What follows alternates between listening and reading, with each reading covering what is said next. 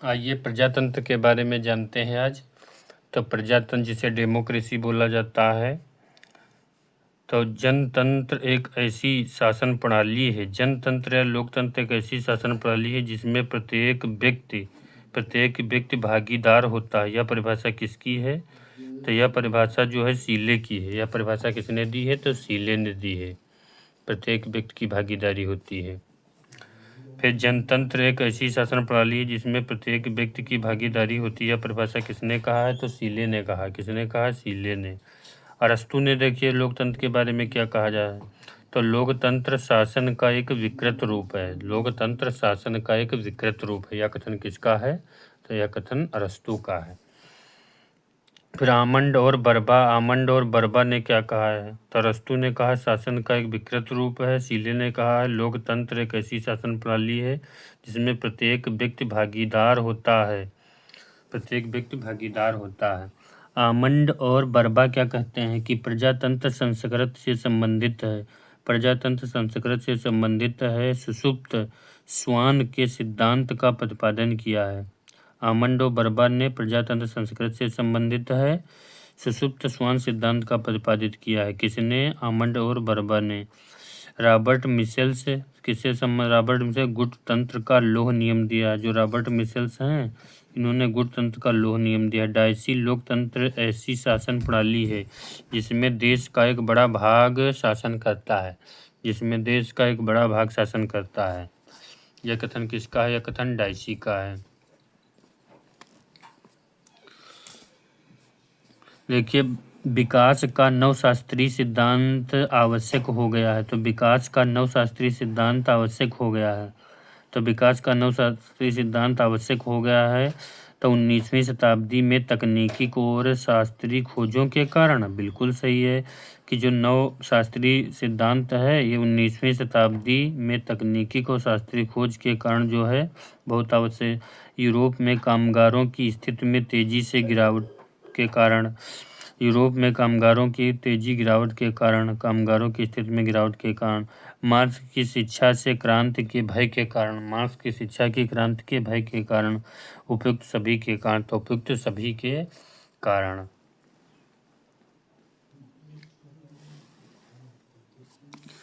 यह वक्तव्य किसने दिया है कि जनमत की निरंतर प्रक्रिया ही लोकतंत्र की गतिशीलता है? तो यह किसने कहा है कि जनमत की निरंतर प्रक्रिया ही लोकतंत्र की गतिशीलता है?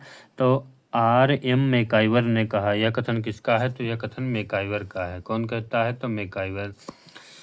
तो मैकाइवर क्या कहते हैं कि जनमत की निरंतर प्रक्रिया ही लोकतंत्र की गतिशीलता है। जनमत की निरंतर प्रक्रिया ही लोकतंत्र की गतिशीलता है। यह कथन किसका है? तो मैकाइवर का है। फिर देखिए यमन राय क्या कहते हैं, तो यमन राय द्वारा विकसित विचार को जाना जाता है। यमन राय द्वारा विकसित विचार को जाना जाता है तो उग्र मानवतावाद। किस नाम से जानते हैं? तो उग्र मानवतावाद के नाम से जानते हैं। किसको जानते हैं? यमन राय के विकसित विचार को किस नाम से जानते हैं? तो यमन राय के विचार को उग्र मानवतावाद के विचार के नाम से जाना जाता है। किसको जाना जाता है? तो यमन राय के विचार को जानते हैं। तो जान लेते हैं यमन राय के बारे में। तो यमन राय भारतीय पुनर्जागरण का प्रचार करना चाहते थे। तो यमन राय जो है भारतीय पुनर्जागरण का प्रचार करना चाहते थे। तो पुनर्जागरण का अर्थ होता है पुनः मतलब जागना, मतलब विज्ञान नई तकनीक जो खोज है उससे जागो। जो पुराने रीति रिवाज धार्मिक अंधविश्वास उन्हें छोड़ो। पुनर्जागरण का मतलब होता है जिसका उद्देश्य उग्र मानवतावाद के विकास के लिए मार्ग प्रशस्त करना था। उग्र मानवतावाद के विकास के लिए मार्ग प्रशस्त करना था। ये देश और विदेश में उग्र मानवतावाद के जनक के रूप में विख्यात हैं। देश और विदेश में उग्र मानवतावाद के जनक के रूप में विख्यात हैं। सन 1931 ईस्वी में, कब? 1931 में स्वतंत्र भारत नामक एक साप्ताहिक पत्रिका निकाली थी। कौन पत्रिका? स्वतंत्र भारत। कब निकाला? 1931 में। किसने निकाला? यमन राय ने। कौन सी पत्रिका? स्वतंत्र भारत। कब? 1931 में यह साप्ताहिक पत्रिका निकाली। 1949 में उन्हें संशोधित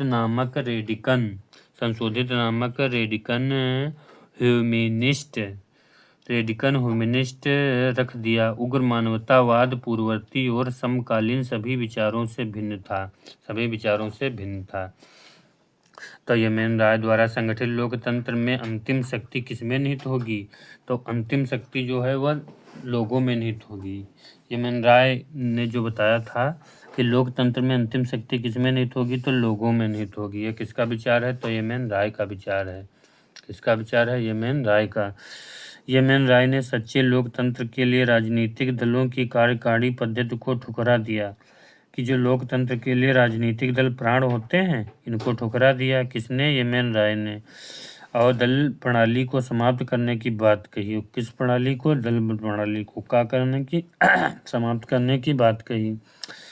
सार्वजनिक मामलों में जनसाधारण को अधिकाधिक भाग लेना होगा। और उन्होंने बताया कि सार्वजनिक मामलों में जो जनसाधारण अधिकाधिक भाग लेना होगा। नारायण ने इस प्रकार के लोकतंत्र को संगठित लोकतंत्र कहा।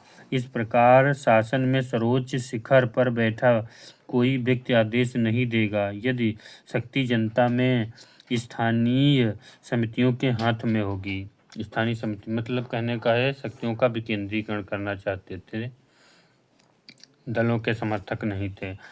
लोकतंत्र को बहुमत की निरंकुशता के रूप में किसने वर्णित किया है? तो जो लोकतंत्र है वो बहुमत की निरंकुशता के रूप में किसने वर्णित किया है? डी टाकविले ने। तो डी टाकविले ने लोकतंत्र को बहुमत की निरंकुशता के रूप में व्यक्त किया है। किसके रूप में? बहुमत की निरंकुशता के रूप में। तो डी टाकविले ने स्वतंत्रता और समानता के सामंजस्य की समस्या पर ध्यान आकर्षित करते हुए लोकतंत्र पर आपेक्ष किया है। तो को डी टाकविले ने किस पर? तो स्वतंत्रता पर, समानता पर, सामंजस्य की समस्या पर ध्यान उत्कर्ष करते हुए लोकतंत्र का अपेक्ष किया। उनके अनुसार लोकतंत्र का विस्तार समानता को जितना बढ़ावा देगा स्वतंत्रता के लिए उतना ही बड़ा खतरा पैदा हो जाएगा। यह कथन भी किसका है? तो डी टाकविले का है।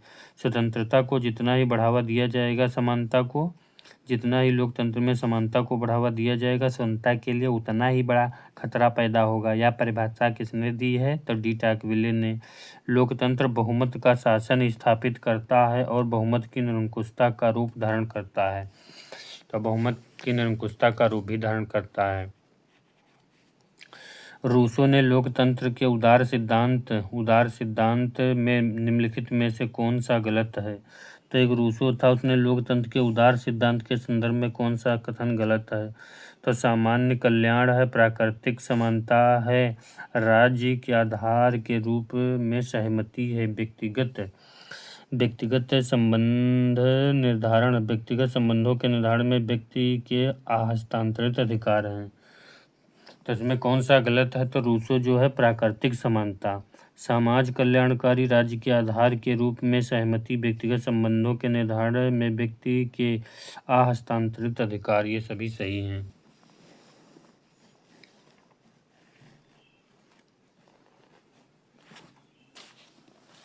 फिर देखते हैं रूसो के बारे में।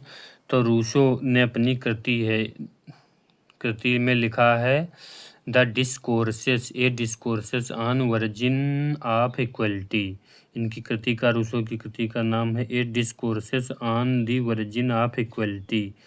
ए discourses on the origin of equality में प्राकृतिक समानता की नहीं बल्कि प्राकृतिक असमानता की चर्चा की है।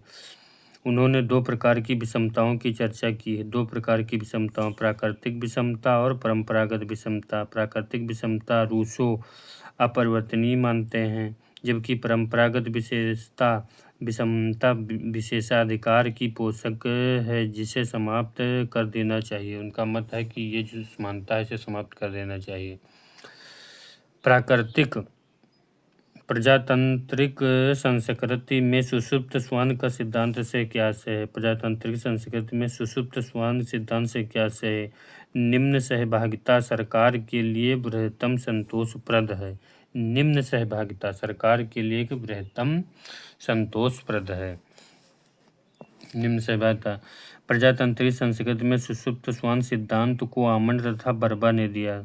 किसने दिया था सुषुप्त श्वान सिद्धांत? तो आमंड और बर्बा ने। नागरिकों का शासन के मामलों में निम्न सहभागिता के रूप में स्थापित किया। और यह स्थिति सरकार के लिए बेहतम संतोषजनक है। यह स्थिति सरकार के लिए सर्वोत्तम संतोषजनक है, इनका मानना है। फिर नेक्स्ट है कि लोकतांत्रिक विकेंद्रीकरण द्वारा उस निर्धनता को कम करने की संभावना कम है जो उप क्षेत्रों एवं मोहल्लों के बीच विषमता से उत्पन्न होती है। फिर नेक्स्ट है लोकतांत्रिक विकेंद्रीकरण के परिणाम स्वरूप निम्न स्तरों पर सशक्त इकाइयों का अभिजनों द्वारा ग्रहण किया जा सकता है। तो क्वेश्चन क्या है, फिर से समझते हैं कि लोकतांत्रिक का जब लोकतंत्र के विकेंद्रीकरण के द्वारा निर्धनता को कम करने की संभावना कम करना है, उप क्षेत्रों एवं मोहल्लों के बीच विषमता उत्पन्न करना है। तो ये भी बात बिल्कुल गलत है, इससे कोई मतलब नहीं। ये जो कथन है ये भी कथन गलत है। लोकतांत्रिक विकेंद्रीकरण के परिणाम स्वरूप निम्न स्तर पर सख्त इकाइयों के अभियोजनों द्वारा ग्रहण हो सकता है। दोनों कथन जो हैं ये गलत हैं।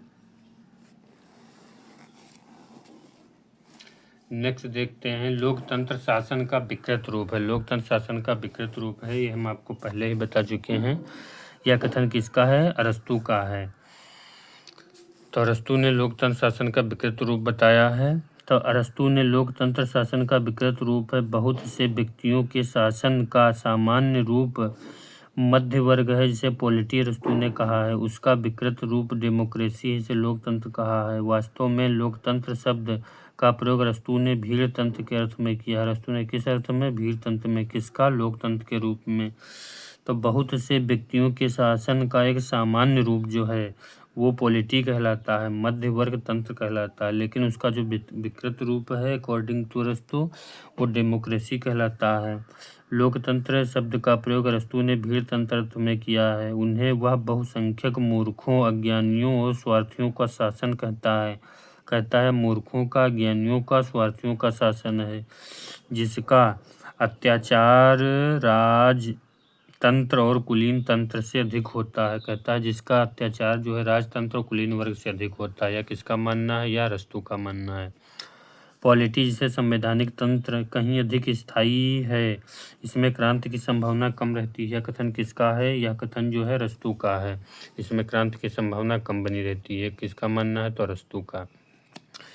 पॉलिटी या संवैधानिक जनतंत्र को अरस्तू राज्य के सर्वोत्तम रूप मानता है और शासन सत्ता न तो अल्पसंख्यक कुलीन वर्ग के हाथ में रहे, न ही बहुसंख्यक निर्धनों के हाथ में रहे। उसका मानना है न ही बहुत धनी के पास हो न निर्धन के पास हो। इस प्रकार शासन न तो निर्धन का शोषण कर सकता है और न ही धनिकों का अत्याचार कर हो सकता है।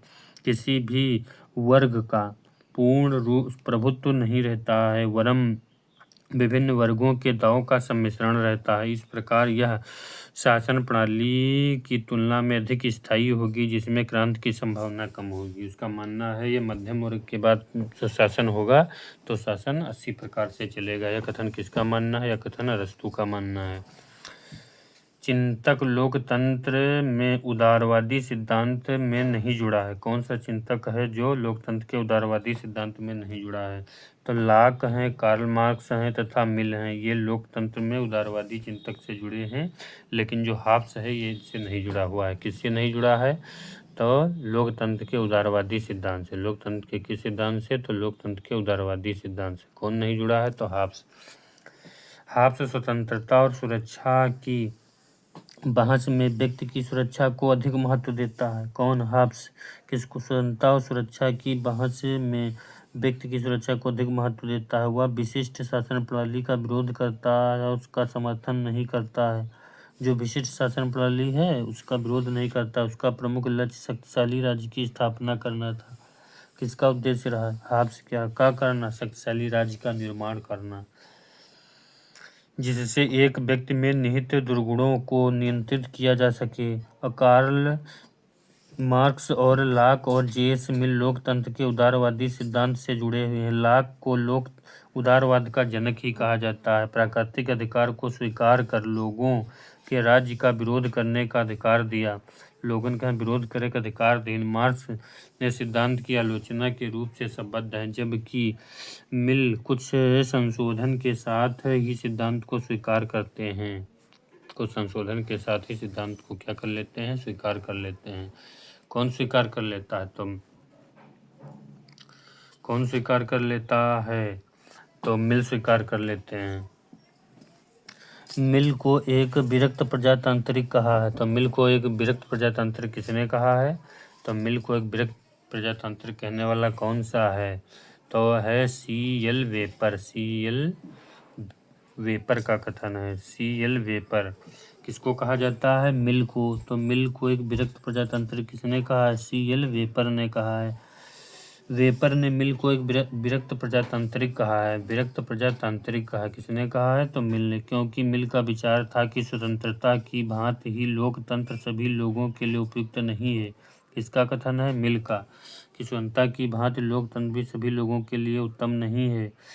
मिल सच्चे और झूठे लोकतंत्र में मतभेद करते हैं। बहुमत के ऊपर आधारित जनमत एक झूठा जनमत है, क्योंकि मनुष्य की बुद्धि और चरित्र के आधार पर अंतर की अवहेलना करता है। इसके विपरीत यह जनतंत्र में समाज के विभिन्न वर्गों को महत्व दिया। समाज के जितने भी वर्ग हैं सबका महत्व देना।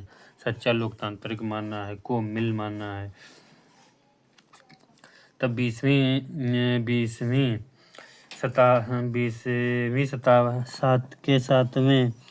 शताब्दी के 7वें दशक के पूर्वार्ध में प्रजातंत्र के लिए नागरिक नामक आंदोलन किसने चलाया था?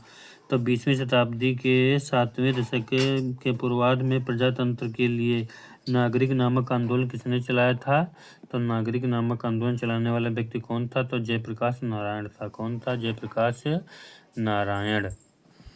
तो Jayaprakash Narayan a pictures of Sarvodaya socialism order, a picture और सर्वोदय सोशल ऑर्डर में लिखा है कि बहुसंख्यक दल शक्ति अपने हाथ में केंद्रित कर लोकतांत्रिक शासन का स्थान पर स्वेच्छाचारी शासन की स्थापना करते हैं। जयप्रकाश नारायण का मानना है कि बहुसंख्यक जो दल हैं वे शक्ति को अपने हाथ में केंद्रित कर लेते हैं, फिर स्वेच्छाचारिता करते हैं। वे दल विहीन लोकतंत्र के स्थान का समर्थन करते हैं। 20वीं शताब्दी में 70 दशक में प्रजातंत्र के लिए नागरिक आंदोलन चलाया था। किसने चलाया था? जयप्रकाश नारायण ने। आंदोलन का उद्देश्य जन सुधार में प्राथमिक आवश्यकताओं की पूर्ति को सुनिश्चित करना था। इस आधार पर उन्होंने समग्र क्रांति का नारा दिया था। समग्र क्रांति का नारा देने वाला कौन था? तो समग्र क्रांति का नारा देने वाला जयप्रकाश नारायण है। तो समग्र क्रांति का नारा देने वाला कौन है? जयप्रकाश नारायण है।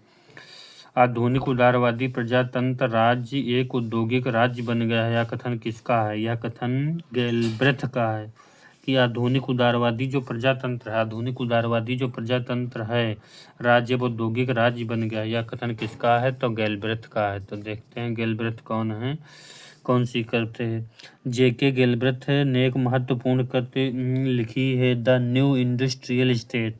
द न्यू इंडस्ट्रियल स्टेट में स्पष्ट किया है कि आधुनिक उदारवादी प्रजातंत्र राज्य औद्योगिक राज्य बन गया है। तंत्र राज्य औद्योगिक राज्य बन गया है। निम्न में से लोकतंत्र का एक सिद्धांतकार नहीं है। निम्नलिखित में से लोकतंत्र का एक सिद्धांतकार नहीं है। तो टाकविले भी हैं, जे रूसो भी हैं, जे.एस. मिल भी हैं, जबकि E.W. नीत्शे नहीं है। E.W. नीत्शे का नहीं है। लोकतंत्र के सिद्धांतकार नहीं है। कौन नहीं है? तो नीत्शे नहीं है लोकतंत्र के सिद्धांतकार।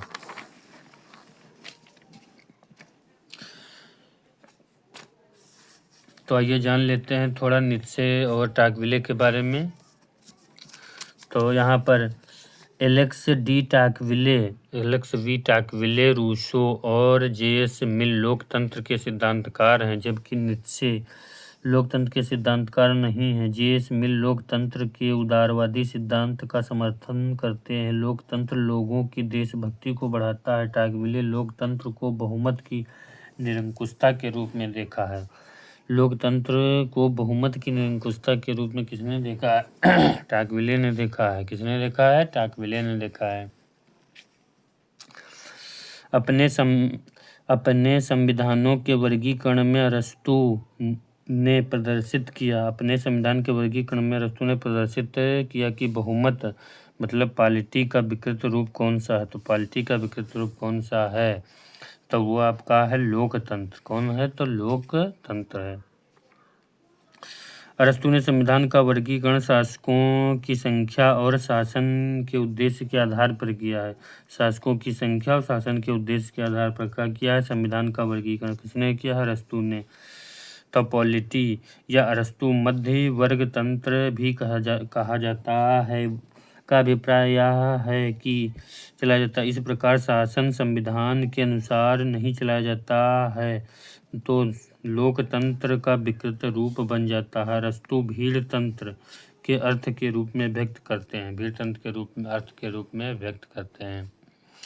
निम्न में से कौन सा एक प्रजातंत्र के बहुलवाद सिद्धांत का समर्थक है। तो प्रजातंत्र के बहुलवाद सिद्धांत का इसमें समर्थक कौन है, तो वो है डेविड बी ट्रूमैन। ये किससे संबंधित है, तो प्रजातंत्र के बहुलवादी सिद्धांत से समर्थित है। प्रजातंत्र के बहुलवादी सिद्धांत से समर्थित है। प्रजातंत्र का बहुलवादी सिद्धांत यह मान्यता पर आधारित है कि राज्य को सामाजिक समूह में व्यक्तिगत और स्वायत्तता को स्वीकार करना चाहिए। क्या करना चाहिए, तो प्रजातंत्र के बहुलवाद सिद्धांत इस मान्यता पर आधारित है कि राज्य को सामाजिक समूहों के व्यक्तिगत और स्वायत्तता को स्वीकार करना चाहिए तथा देश की राजनीतिक प्रक्रिया में भाग लेने की अनुमति प्रदान करनी चाहिए। ट्रूमैन की पुस्तक का नाम है द गवर्नमेंट प्रोसेस। क्या नाम है, द गवर्नमेंट प्रोसेस। लोकतंत्र के अंतर्गत सामाजिक समूहों की पारस्परिक क्रियाशीलता को स्वीकार करते हैं। प्रत्येक व्यवस्था में समूहों के अस्तित्व को अनिवार्य मानना है। अगला देखिए, कौन सा सुमेलित नहीं है, तो कौन सा सुमेलित नहीं है, लोकतंत्र का कारपोरेटर दृष्टिकोण हीगल। लोकतंत्र का कारपोरेटर दृष्टिकोण हीगल नहीं समझ। लोकतंत्र का बहुलवादी दृष्टिकोण रॉबर्ट डहल। तो लोकतंत्र का बहुलवादी दृष्टिकोण रॉबर्ट डहल है। कौन है, रॉबर्ट डहल है।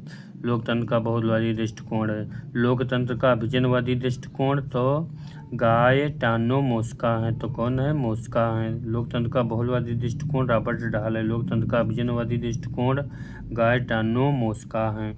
लोकतंत्र का नव दक्षिणपंथी दृष्टिकोण तो लोकतंत्र का नव दक्षिणपंथी दृष्टिकोण डेविड मार्कंड है।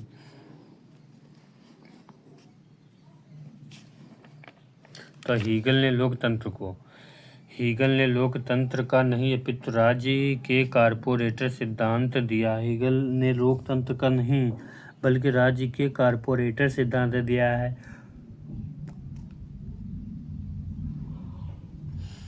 बाद में फांसीवादियों ने निगम राज्य की अवधारणा को लागू करने के संपूर्ण उत्पादन के अधीन कर दिया है। संपूर्ण उत्पादन के अधीन कर दिया है। किसने कर दिया है, तो प्रत्यक्ष प्रजातंत्र के स्थान पर प्रतिनिधित्व प्रजातंत्र का समर्थन किसने किया है, तो जे.एस. मिल ने किया है। क्या, तो प्रत्यक्ष प्रजातंत्र के स्थान पर प्रतिनिधित्वात्मक प्रजातंत्र का समर्थन किसने किया है, जे मेडिसिन ने किया है। जे मेडिसिन ने किया है। किसने किया है, जे मेडिसिन ने किया है। प्रत्यक्ष प्रजातंत्र के स्थान पर प्रतिनिधात्मक प्रजातंत्र की स्थापना तो जे मेडिसिन संयुक्त राज्य अमेरिका के चौथे नंबर के प्रेसिडेंट थे। किस नंबर के, चौथे। कहाँ के, अमेरिका के। कौन, मेडिसिन थे। इन्होंने संयुक्त राष्ट्र अमेरिका के संविधान के निर्माण में महत्वपूर्ण योगदान दिया, इसलिए फादर ऑफ कॉन्स्टिट्यूशन कहा जाता है अमेरिका का। मेडिसिन के प्रतिनिधित्वात्मक प्रजातंत्र का समर्थन किया था, किंतु बर्क की भांति प्रतिनिधित्व के रूढ़िवादी सिद्धांत का समर्थन करते हैं।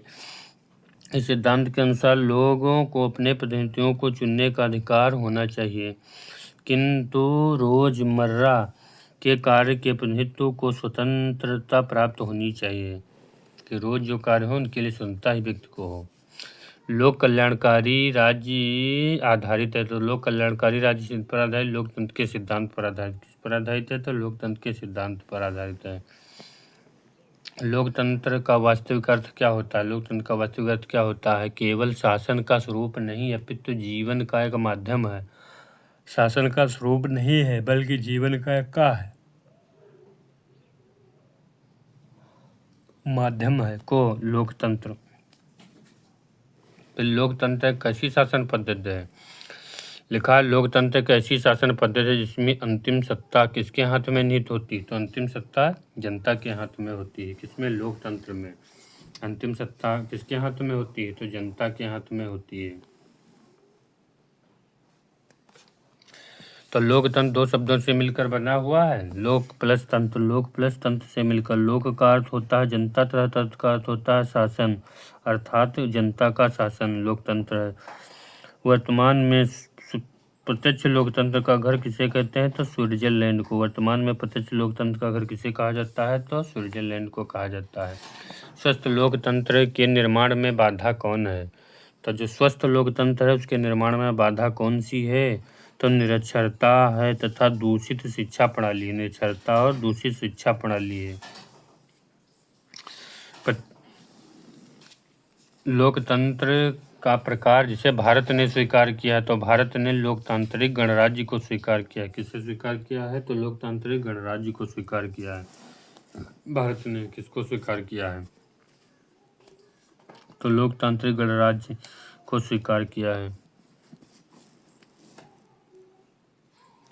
प्रत्यायुक्त विधायन व्यवस्था से किसकी शक्तियों में सर्वाधिक वृद्धि हुई है? तो किसकी वृद्धि में सर्वाधिक वृद्धि हुई है? तो प्रत्यायुक्त विधान व्यवस्था में किसकी शक्तियों में सर्वाधिक वृद्धि हुई है? तो देख लेते हैं प्रत्यायुक्त विधान में किसमें सर्वाधिक वृद्धि हुई है। तो प्रत्यायुक्त विधायन का अर्थ यह है विधानमंडल द्वारा कार्यपालिका को प्रत्यायोजित नियम बनाने की शक्ति का प्रयोग करना। प्रत्यायोजित विधान का मतलब विधानमंडल द्वारा कार्यपालिका को प्रत्यायोजित नियम बनाने की शक्ति का प्रयोग करना। प्रत्यायुक्त विधायन अधीनस्थ विधायन और सहायक विधायन के नाम से जाना जाता है। संसद अपने कानून निर्माण के सत्ता प्रशासनिक विभागियों को प्रदान कर देती है। किसको? प्रशासनिक अधिकारियों को प्रदान कर देती है। शक्ति के आधार पर इन अधिकारों द्वारा जिन नियमों का निर्माण किया जाता है उसे प्रदत्त विधायन कहा जाता है। चूँकि प्रश्न के विकल्प में जनपदाधिकारी वर्ग में निर्वाचित और नियुक्त दोनों पदाधिकारी सम्मिलित हैं, इसलिए इसका उत्तर नहीं होगा। प्रदत्त विधायन केवल प्रशासनिक विभाग से संबंधित होते हैं। प्रदत्त विधायन में शक्तियों में सर्वाधिक वृद्धि होगी। प्रदत्त विधायन में शक्तियों में सर्वाधिक वृद्धि हुई। लोकतंत्र के बारे में कथन किसका है? इस बात में कोई इनकार नहीं कर सकता है कि वर्तमान प्रतिनिधि सभाएं केवल अनेक त्रुटियां हैं। यदि मोटर गाड़ी खराब हो जाए तो उसकी जगह बैलगाड़ी का इस्तेमाल करने लगना एक मूर्खता होगी। बैलगाड़ी का इस्तेमाल ये लोकतंत्र के बारे में किसने कहा है? तो सी.डी. बर्न ने कहा। किसने कहा है? तो सी.डी. बर्न ने कहा है।